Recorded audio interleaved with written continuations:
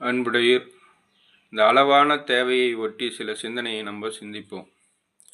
மனுஷனுக்கு என்ன தேவைன்னா மகிழ்ச்சியான, மனநிறைவான, அமைதியான ஒரு வாழ்க்கை தேவை.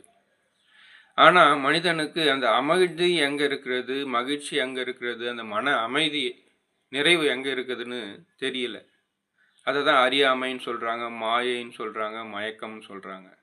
நம்மலாம் என்ன நினச்சிக்கிறோம், நல்ல பொருட்களை வாங்கி வாங்கி வாங்கி நம்ம என்ஜாய் பண்ணலாம், நல்ல சொத்துக்களை சேர்த்து சேர்த்து சேர்த்து சேர்த்து நம்ம கௌரவமாக இருக்கலாம் என்றெல்லாம் நினைக்கிறாங்க. ஆனால் எனக்கு தீட்சை கொடுக்க சொல்ல ஒரு விளக்கம் கொடுத்தாங்க. அது என்னென்னா, என்ன கேட்டதை தான் உங்களுக்கு கூட பகிர்றேன். ஒரு ஜாங்கிரி எடுத்துக்கிட்டாங்க. இந்த ஜாங்கிரியில் நீங்கள் சுவைக்கிறீங்க, இந்த சுவையில் ஒரு இன்பம் வருது, அந்த இனிப்பு வருது, அது எங்கிருந்து வருது அப்படின்னு என்ன கேட்டாங்க. நான் என்ன சொன்னேன், நாக்குலேருந்து தான் வருது அப்படின்னு சொன்னேன். பல பேர் இருந்தாங்க, அவங்க ஜாங்கிரியில் இருந்தால் தான், ஜாங்கிரி இருந்தால் தான் சுவை வரும், ஜாங்கிரியில் இருக்குது அப்படின்னு பல ஆன்சர் சொன்னாங்க.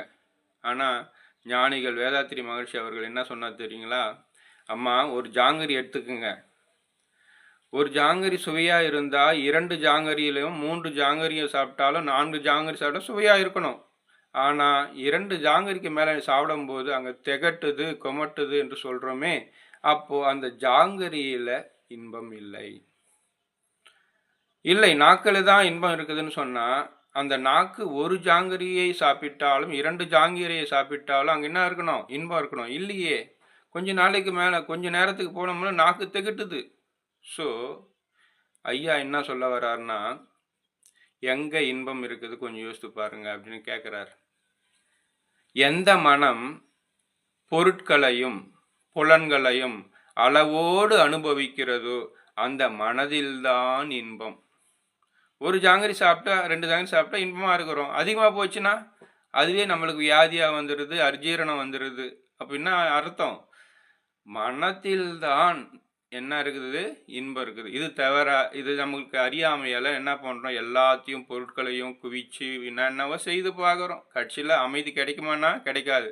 ஆனால் நம்ம வந்த நோக்கம் என்ன, மகிழ்ச்சியாக வாழணும், மன நிறைவாக வாழணும், அமைதியாக வாழணும், இறைநிலையோடு ஒன்றி வாழணும் என்ற எண்ணத்தில் தான் நம்ம வந்திருந்தோம்.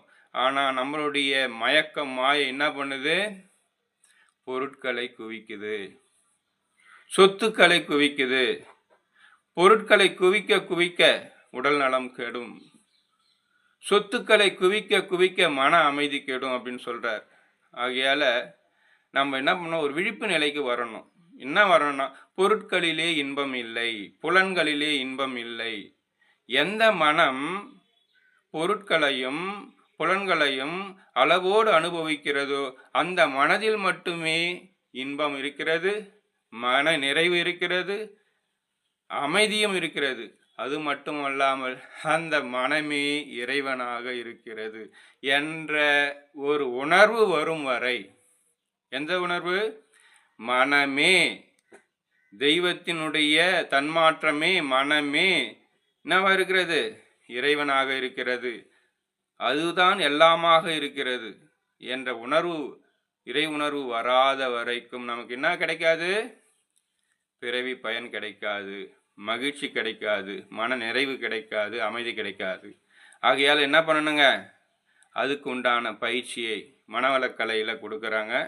அந்த மனவளக்கலையில் நம்ம சேர்ந்து மகிழ்ச்சியும் மன நிறைவும் அமைதியும் பெறலாம். இது உண்மை உண்மை உண்மை. வாழ்க வளமுடன்.